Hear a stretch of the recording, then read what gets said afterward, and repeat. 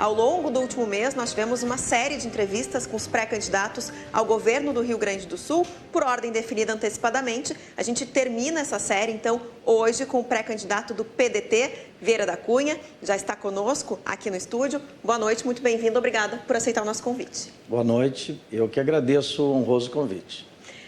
Participam também conosco desta noite o jornalista Renato Martins, que é apresentador do programa Cruzando as Conversas. Bem-vindo e boa noite, Renato. Boa noite, Carolina, aos nossos espectadores também e ao pré-candidato Carlos Eduardo Vieira da Cunha. Boa noite, Renato. Boa noite. E o jornalista e diretor-geral da UFISE, Almir Freitas, nosso convidado também dessa noite. Boa noite e obrigado pela presença. Boa noite, Carol. Boa noite aos ouvintes e boa noite ao candidato Vieira da Cunha. Boa noite, Almir. Prazer participar do programa com vocês. Bom, antes da gente, de fato, para as perguntas, vamos às regras, porque ainda estamos em período de pré-campanha aqui no Rio Grande do Sul. A Lei 9.504 determina que no período da pré-campanha eleitoral, o pré-candidato pode participar de encontros, programas e entrevistas, respondendo questões relacionadas aos seus projetos, plataformas políticas e pretensões administrativas para dizer o que planeja, caso eleito. O pedido de voto não é autorizado. As normas seguem o princípio da igualdade para que todos possam usufruir do mesmo espaço. Bom, pré-candidato, começo lhe questionando sobre o momento que a gente vive hoje, aqui no Rio Grande do Sul, principalmente. Ainda é um momento de indefinições no nosso cenário eleitoral, com partidos ainda sem definição sobre a candidatura própria, sobre composição de chapas, né? Inclusive, o PDT também ainda não tem uma chapa completa. O senhor tem convicção de que o PDT vai mesmo ter uma candidatura própria ou nos próximos dias ainda dá para se pensar em uma aliança com outros partidos? Como é que fica essa questão nessa reta final de pré-campanha? Muito bem. A lei eleitoral, ela determina que o período para a escolha de candidatos vai do dia 20 de julho, que já passou, até 5 de agosto. Nós, do PDT, faremos a convenção no próximo sábado, dia 30, Sim. das 9 ao meio-dia, na Câmara de Vereadores de Porto Alegre, culminando com o resultado da convenção ao meio-dia e a realização de um ato político que contará com a presença já confirmada do candidato oficializado pelo PDT a presidente da República, Ciro Gomes. Estará em Porto Alegre e nós vamos então encerrar a convenção com esse ato político ao meio-dia. Aproveitamos para convidar todos, que é um ato partidário, mas aberto ao público. E logo em seguida vamos fazer uma confraternização ali ao lado, no Parque da Harmonia, ao lado da Câmara de Vereadores, com a família trabalhista, mas também uma festa aberta, né, a todos aqueles que quiserem nos dar a honra da sua presença. É um momento que nós queremos dar início à nossa caminhada, confraternizando com muita alegria, né, com alto astral, como a gente quer que seja toda a campanha eleitoral. Mas pretendemos deixar em aberto os outros cargos, tanto para vice-governador quanto para o Senado, porque permanecemos dialogando com vários outros partidos políticos na tentativa de formar uma aliança, né, para o enfrentamento dessas eleições. E como até o dia 5 de agosto isso é possível nos termos da lei, embora nós façamos a opção pela candidatura própria já na convenção de sábado, a executiva estadual do partido estará autorizada pela convenção, pelos convencionais, é isso que nós vamos propor na reunião de sábado. Eu tenho certeza que será aprovado, porque já fizemos uma consulta às nossas lideranças políticas e partidárias. Nós estaremos abertos para continuar esse diálogo. E, se necessário, inclusive, negociando a própria cabeça de chapa, porque nós estamos com um sentimento e um espírito construtivo no sentido de somarmos forças para podermos atuar com competitividade nessas eleições. Entretanto, se os nossos esforços, né, resultarem infrutíferos, nós vamos sim de chapa pura e completa. Já estou, inclusive, num processo de consulta com companheiras para vice, porque faço questão que uma mulher seja minha candidata a vice-governadora, e a companheiros e companheiras para o Senado da República, porque nós, se não conseguirmos aliançar com outros partidos políticos, nós vamos apresentar uma chapa completa, e o certo é que o PDT será protagonista nessas eleições. Permanece, então, ainda esse cenário em aberto até o fim de semana. Vou chamar já o Renato Martins. Até o dia 5 de agosto. Até o dia 5 de agosto. Sim. Renato Martins, por favor, para a tua primeira pergunta. Pré-candidato, vamos falar de educação, que é uma bandeira do trabalhismo, uma bandeira de Leonel Brizola. Se o senhor for eleito governador em 4 anos, o senhor consegue fazer algo de diferente nas escolas públicas? Por exemplo, o ensino integral, o tempo integral nas escolas, o turno, 2 turnos, que era um grande sonho de Leonel Brizola, chegou a ser implantado em alguns lugares, mas no Rio Grande do Sul não vingou, né? Essa não é só a nossa prioridade, eu diria, Renato, que é a nossa obstinação. Porque nós temos consciência que nós só teremos a educação de qualidade que o nosso povo, as nossas crianças, os nossos adolescentes merecem, quando nós tivermos essa escola revolucionária, emancipadora, que é a escola de tempo integral, também conhecida como CIEP, Centro Integrado de Educação Pública. Quando o Brizola governou o Rio Grande do Sul, ele construiu aqui 6.302 escolas. Sabe o que é isso, Carolina? Ele gostava de me dizer o seguinte: Vieira, eu vou me inscrever no Guinness Book, ele me dizia, o livro dos recordes, porque eu duvido que um governador tenha construído tantas escolas como eu construí quando governei o Rio Grande do Sul. 6.302. Se muitas delas não estivessem de pé até hoje, eu que eu tenho andado pelo estado, tenho visto algumas de pé até hoje, era difícil de acreditar que um governador tenha feito tanto pela educação em tão pouco tempo, pois o Brizola fez. Depois o Colares construiu aqui 90 CIEPs, que é a escola do dia inteiro, a escola honesta, como dizia o Darcy Ribeiro. Porque a escola de 2 turnos ela é desonesta, porque a criança não aprende, então ela não é uma escola honesta. Basta ver que as crianças saem aí e não conseguem fazer uma conta de matemática, não conseguem interpretar um texto de português. Todos os indicadores educacionais demonstram que o Rio Grande do Sul ele está perdendo para outros estados da federação. Agora mesmo veio o censo escolar que demonstrou, Renato, o seguinte: nós temos aqui no Rio Grande do Sul, que num passado não muito distante foi referência nacional em qualidade da educação, o dobro do índice de evasão escolar do ensino médio verificado nacionalmente. Significa o quê? Significa que a gurizada de 15, 16, 17 anos está abandonando a escola. E eu te pergunto, Carolina, para onde está indo? Para onde estão indo esses adolescentes? E eu te respondo, porque até o mês de abril agora eu era procurador de justiça criminal. Pois é. E eu atuava numa Câmara que tem, sob sua competência, 3 tipos de crime: tráfico de drogas, homicídio e violência doméstica. Essa gurizada está sendo recrutada pelas facções criminosas. E aí, quando um adolescente desse nós perdemos, ele abandona a escola e vai para o mundo do crime, ele só tem 2 caminhos, 2 destinos: ou é o presídio ou é o cemitério.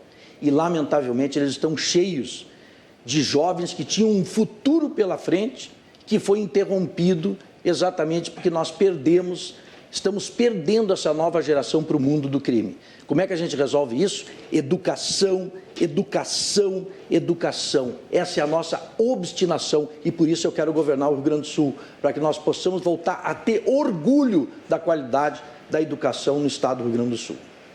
Por favor, Almir Freitas, com a sua primeira questão também. Pré-candidato Vieira da Cunha. A gente tem num cenário mundial aí uma expectativa de um processo recessivo. A gente tem um processo inflacionário também crescente no mundo. Algumas das commodities importantes para o cenário econômico com problemas de abastecimento ou riscos de abastecimento. No cenário estadual, a gente tem uma potencial queda de arrecadação em função do ICMS sobre combustíveis e energia elétrica, enfim. Como o senhor enxerga o seu governo a partir de 1º de janeiro, caso eleito, dentro do processo econômico?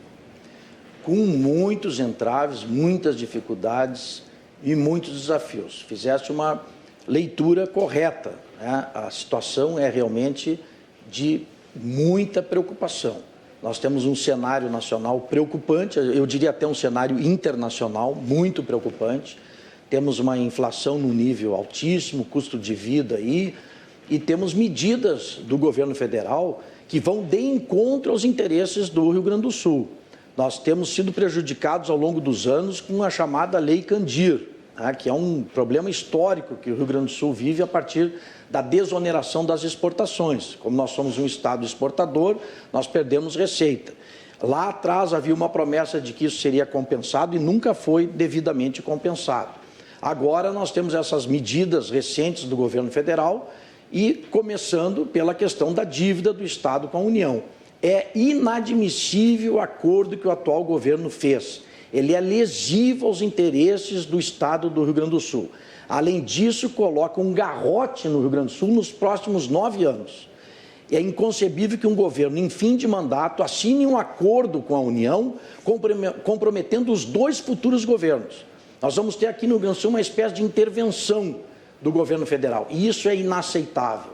Eu vou questionar esse acordo no primeiro minuto de um governo sob nossa responsabilidade, se necessário, inclusive judicialmente, porque eu não reconheço legitimidade nessa dívida, pelo menos no valor que a União alega que o Estado deve. São cerca de 80 bilhões, Carolina. Isso é inadmissível. E não é o Vieira da Cunha que está dizendo, é a Ordem dos Advogados do Brasil, secção do Rio Grande do Sul, sim, que tem uma ação contra a União contestando essa dívida. Para o telespectador e a telespectadora ter uma ideia, essa dívida remonta ao governo Brito, que tomou 9 bilhões emprestados da União. Ora, 9 bi naquela época, década de 90. Nós já pagamos quase 40 bi e eles dizem que nós devemos 80 bilhões. Olha, não é preciso ser expert em finanças para ver que isso não está correto.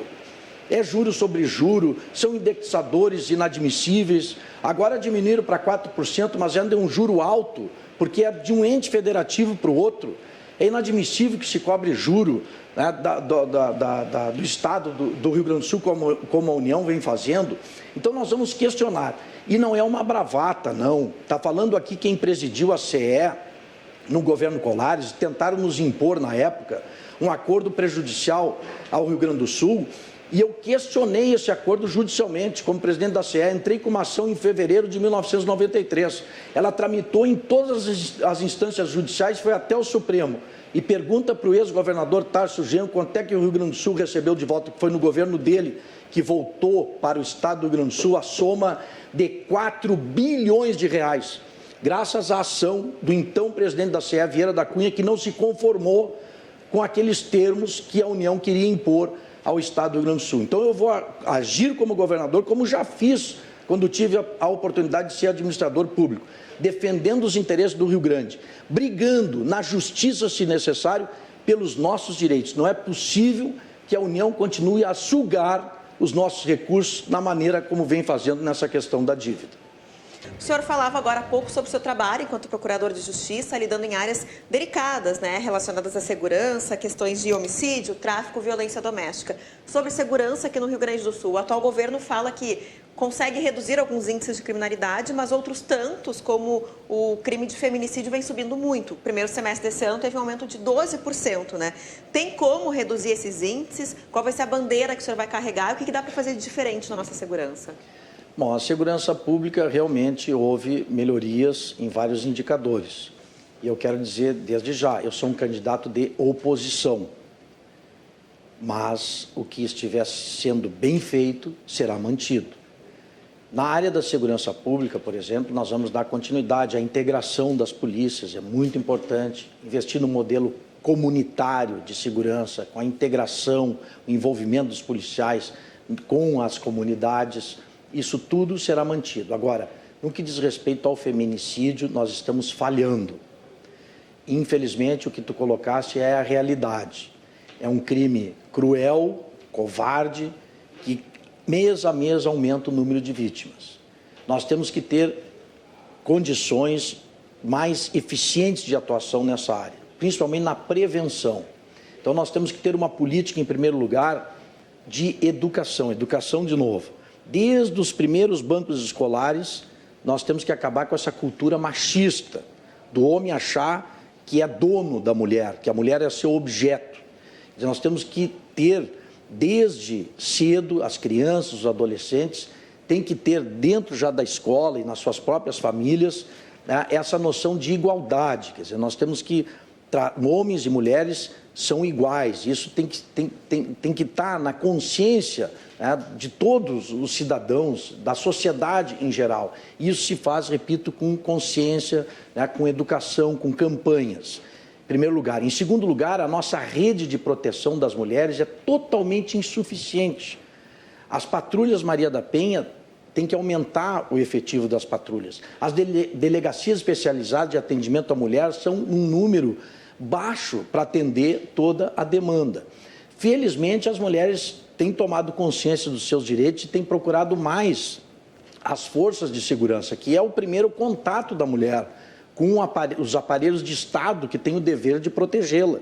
É a polícia o primeiro atendimento. Por isso que a polícia tem que estar bem treinada, tem que estar preparada para dar o primeiro atendimento, para que a mulher se sinta protegida e acolhida.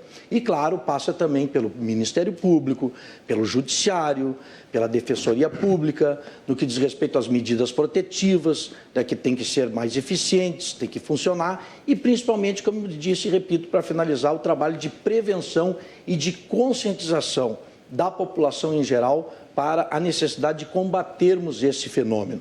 Aquela história de que briga de marido e mulher não se mete a colher é coisa do passado. Tem que meter a colher, tem que denunciar e só assim nós vamos diminuir esses índices que são hoje muito preocupantes de aumento dos feminicídios aqui no estado do Rio Grande do Sul. Renato Martins. Falando aí de um tripé básico, né, para o estado do Rio Grande do Sul, falamos de educação, o senhor falou de segurança, e eu lhe pergunto sobre saúde. O que é possível fazer na saúde se os recursos são federais e a saúde está municipalizada no Rio Grande do Sul? Portanto, a operação é do município. Qual é o papel de um gestor do estado na área da saúde? Começando por cumprir a legislação e aplicar 12% da receita do estado, como manda a legislação federal, na saúde. Nós temos também um grande desafio aqui, que é o IP. Nós temos mais de 1 milhão de segurados e nós temos que reestruturar o IP a fim de que ele possa atender com qualidade os seus segurados. Eu sou um deles, eu sou do IP, né? E nós sabemos que há uma profunda crise do IP que tem que ser resolvida. Nós temos também que apoiar os hospitais filantrópicos. Os hospitais, a Irmandade Santa Casa de Misericórdia de Porto Alegre, por exemplo, seria impensável o atendimento à saúde da população sem a nossa Santa Casa, que precisa ser apoiada. E eu estou falando da Santa Casa como um exemplo. Há muitos hospitais filantrópicos, né, no estado todo que tem que ter o apoio, né, do governo do estado do Rio Grande do Sul. E atuar, né, em regime de colaboração com os nossos prefeitos, que a saúde está municipalizada, mas os prefeitos precisam do aporte financeiro, do apoio do Estado. É preciso que os 3 entes federativos, a União, os estados e os municípios, ajam em regime de colaboração para atender com eficiência a população. Hoje nós temos filas que são desumanas. A população que não pode pagar por um médico particular, espera muitas vezes um tempo que não pode esperar por um médico especialista, por uma simples consulta, que dirá quando precisa de um exame, quando é encaminhado para fazer um exame. Então, doenças como o câncer, por exemplo, que nós sabemos que a eficiência do atendimento requer urgência, né? Requer um atendimento o mais breve possível, a mulher não pode ser submetida a uma espera, né, muitas vezes de mais de mês, para fazer um simples exame para detectar um tumor e poder começar a iniciar o seu tratamento. Então, são questões que nós vamos combater. Aliás, eu quero dizer aqui que quem coordena o nosso programa de governo nessa área é um médico conceituado que já foi secretário de Estado da Saúde e que é o presidente estadual do PDT hoje, o Dr. Ciro Simone. Ele está com um grupo técnico estudando, fazendo um diagnóstico completo da situação da saúde no Estado, e nós estaremos apresentando, durante a campanha eleitoral, as nossas propostas objetivas para melhorar o atendimento da população na área da saúde. Almir, por favor, sua pergunta. Carol, pré-candidato, Vieira da Cunha, eu fiquei com uma dúvida e provavelmente os nossos telespectadores também ficaram. Vai ser o seu primeiro enfrentamento para a sobrevivência econômica do Estado? Vai ser o questionamento do acordo com a União? É só isso? Teríamos mais outras medidas ou não apenas essa? E uma segunda pergunta nessa resposta, se o senhor puder nos dar. O seu governo será um governo de privatizações? A gente tem marcado para amanhã à tarde a privatização da CE Distribuição, uma estatal que o senhor presidiu. O senhor é a favor dessa privatização ou não? Vou começar então pela segunda pergunta, Almir. Sou radicalmente contra. A CE era um grupo considerado na sua inteireza, ou seja, distribuição, geração e transmissão, lucrativo. O último balanço do Grupo CE foi de 400 milhões de reais de lucro. Então, essa história de dizer que a CE dava prejuízo não é verdade.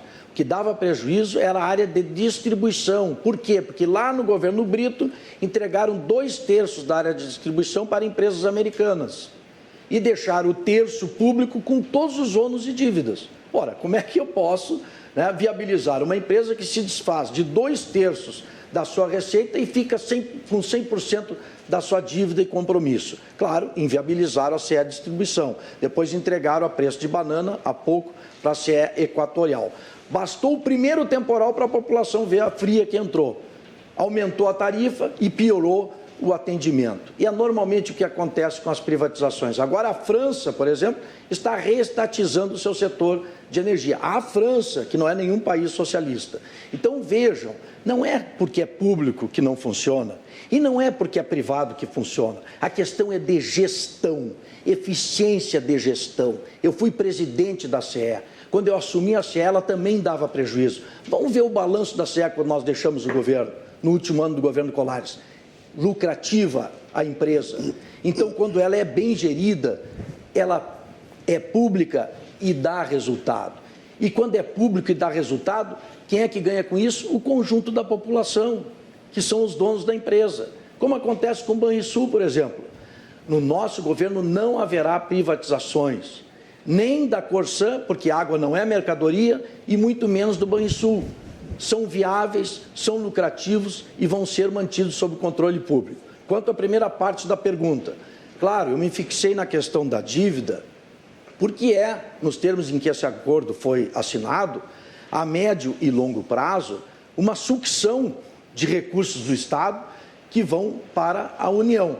Mas, evidentemente, que há um conjunto de medidas a serem tomadas para que o Estado possa vencer as suas dificuldades.